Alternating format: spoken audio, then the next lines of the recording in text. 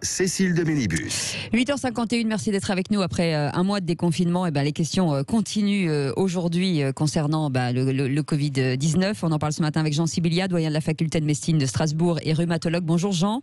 Bonjour Cécile, bonjour. Et on va revenir sur cette information qui est pas très loin de chez vous, sur la Meuse et la Meurthe-et-Moselle, qui connaissent une hausse du taux d'incidence sur le Covid-19. Alors ils affichent des niveaux un peu étonnants, c'est-à-dire que c'est pas alarmant, mais quand même c'est un peu au-dessus de la moyenne.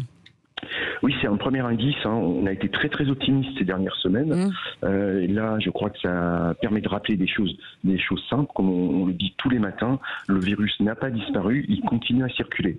Donc concrètement, ces chiffres dans ces deux régions, deux territoires, les chiffres de base, là où on est tout à fait bien, c'est quand on est en dessous de 10 cas détectés pour 100 000 habitants. Et dans ces deux régions, en fait, on a une observation d'une multiplication par 2, par 3. On est entre 20 et 30 cas pour 100 000 habitants. Alors, là on parle de ce qu'on appelle le seuil de vigilance qui est dépassé, mais pas le seuil d'alerte. Absolument. Le seuil d'alerte est à 50 pour 100 000 habitants.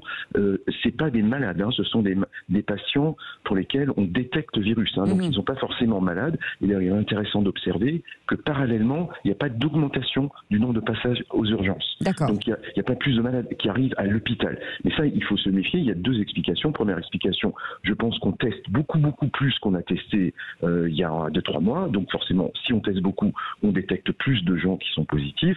Et la deuxième chose, c'est ce qui a été observé en Allemagne, le nombre de malades qui arrivent à l'hôpital dépend du type de sujets qui ont été touchés. Si c'est des sujets âgés, des sujets fragiles, des sujets obèses, ils deviennent malades.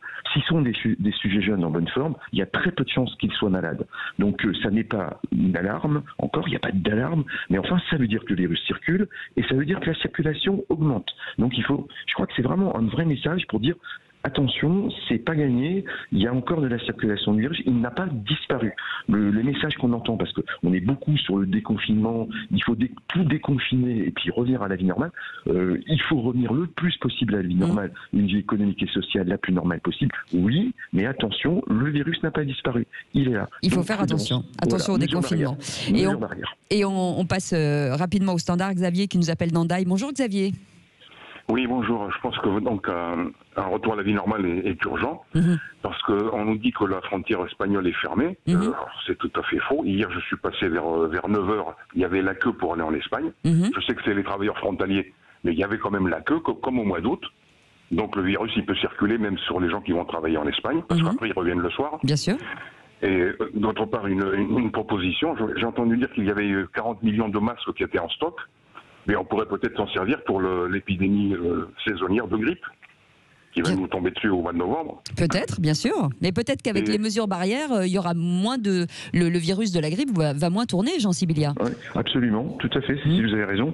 C'est un des objectifs, puisque les mesures barrières sont efficaces contre tous les virus respiratoires, voire même contre les virus de la gastroentérite qu'on attrape aussi finalement par les mains. Donc vous avez tout à fait raison. Donc le raisonnement de l'auditeur est tout à fait juste. Il y a circulation, il y a un nouveau brassage des populations, il y a la vie reprend. Il faut effectivement faire attention et maintenir pour l'instant les mesures barrières et je pense certainement les poursuivre à l'automne. Je pense que le moment clé sera la reprise complète à l'automne en septembre et je pense que là il faudra être très prudent et peut-être qu'on aura la belle surprise aussi de voir diminuer la gastroentérite et surtout la grippe. Et ben voilà, on le dit. En tout cas, merci beaucoup, pas de relâchement. Merci beaucoup Jean Sibilia d'avoir été avec nous ce matin. Merci Cécile. Passez un beau week-end, doyen de la faculté de médecine de Strasbourg et rhumatologue. Merci Xavier d'Andaï et merci vos appels au 0826 300 300. Dans un instant, c'est le petit déjeuner de l'actu avec nos auditeurs éditeurs.